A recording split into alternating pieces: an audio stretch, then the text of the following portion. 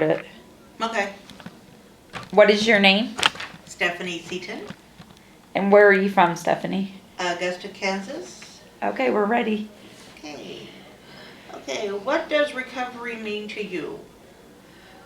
Let's see here. I have gained new friends. I understand I should take my meds to keep my mind in order. Briefly describe your life before recovery. Trips to the mental hospitals. My favorite one is Prairie View. It's the Mental Ward Country Club.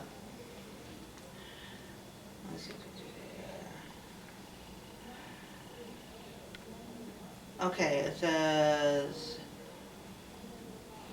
depression, way too many highs and too many days with no sleep.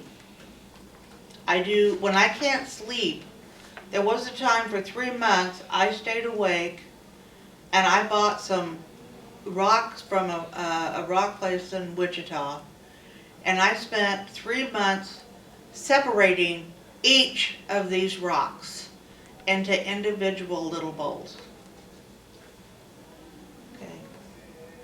How has your life changed since you've been in recovery? I have focus and a path to follow. I still run by the beat of my own drum. It's hard for my family to understand that they tell me to do something, and if they give me too many instructions at one time, I get confused and I'm all over the place, and they're trying to put a bungee cord on me, and that doesn't work. I have squirrel syndrome. Okay. What are some of the things that have helped you most in your recovery? I have peers at Journey to Recovery. I have NAMI. I joined a church, and I'm working on my faith. I've always believed in God. I've always had a strong faith in God. But the churches that I went to scared the living hell out of me. And one of them literally traumatized me. So I found a church. It's non-denominational. The preacher's very, I don't know how to say that word. This man jumps up on the furniture. So I like him. He's cool. Okay. I give in your own voice presentations, and I'm working on my certified peer support specialist. I've got to retake the test. I flunked. I flunked. Okay. Why do you come to the recovery conference? Including this one, how many recovery conferences have you attended? I think I have attended 5, including this one. I come here to broaden my horizons, gain certain knowledge of mental illness, hang with my friends. Okay, let's see. If you have attended past conferences, how have you used what you learned in your recovery? Give specifics, okay. Alrighty, I have learned in the past conferences that I am worth me being me. I have a voice. Sometimes it's a little out there, but I've learned I can speak my mind, and they can take it or leave it. I also discovered when you get to a certain age, you have a privilege of speaking your mind because you're older now and what they think doesn't matter. Okay. I feel safe to share my story. Anybody that wants to listen, I'm glad to share. Do you want to give me your story? Sure. Okay. I believe my bipolar started in my early teens. I would have crying spells. I would have laughing spells. I would have great highs, great lows. And then I got married, and when I got married, I was a weekend drunk. I would start drinking on Friday after I got off work and stop Sunday so I would be sober enough to go to work. And this went on, let's see, I started at 18 because at that time 18 was the legal age and my father owned a bar. So I became a lounge lizard. And I kept that up, and I had some very bad choices in men. And I didn't know proper etiquette when it came to being a female, you know, what's appropriate. And through the grace of God, the women that I worked with, they told me that what my husband was doing was highly inappropriate. So we had to get past that.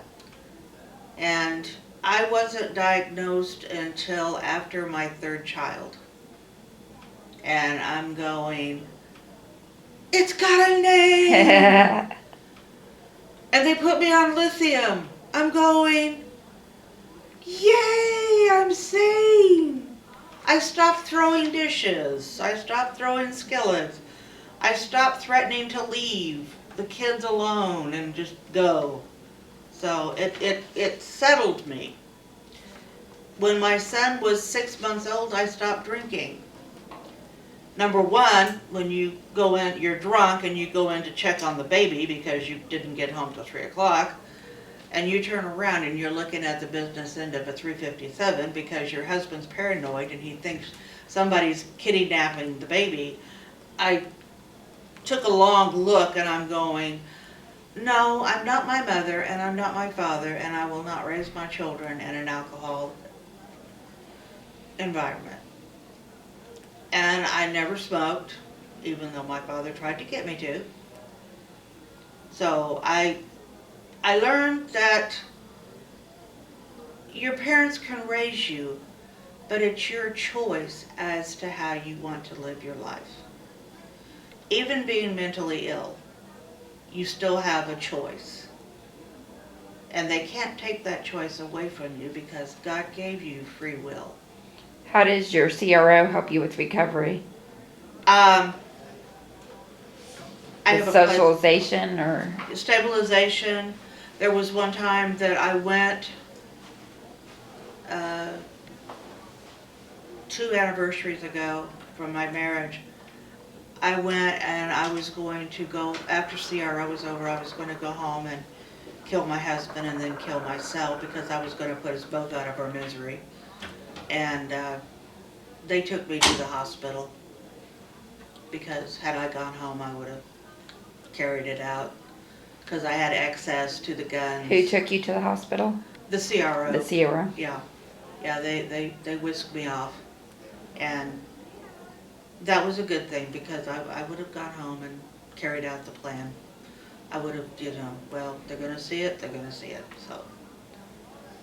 So the CRO has helped quite a bit. I mean, we have a gentleman celebrating today 1 year sobriety. We took him out yesterday for ice cream. So Eric is our success story. So, and he's doing so good that I hope he never falls off the wagon. Did you learn anything, tools from the recovery conference to help you in your recovery? Well, yesterday I was worn out and slept. So today's the day. Today's the day. I went to the yoga class, and I'm going to do that at home. I would have to do that in the morning to get my brain awake because I'm not a morning person. But that was relaxing. So I've learned quite a bit and listened to other people's stories. That, you know, some of them are more out there than mine, but peer Well, support. We've all learned to thrive. We're not survivors, we're thrivers. We've learned to thrive with our illnesses. And I didn't know that was possible. I didn't know anything about recovery. I just figured, well, I'm going to be bipolar the rest of my life, and I'm going to have borderline personality disorder the rest of my life. But you can overcome that. Yes, it takes medication. Yes, it takes a support team. But you can thrive above that. So, Did you have any other thoughts to share? no, that was it. Okay, thank you. You're welcome.